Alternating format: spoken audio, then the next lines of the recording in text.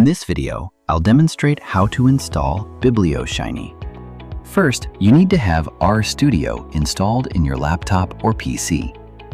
Once installed, visit the bibliometrics.org. Scroll down below and look for the code.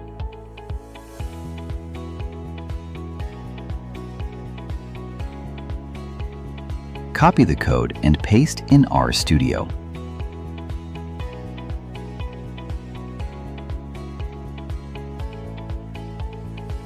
Click Run.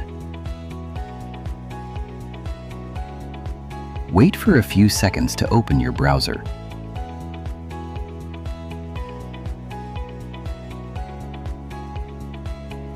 Once browser is opened, you can then now use the Biblioshiny app for your bibliometrics review.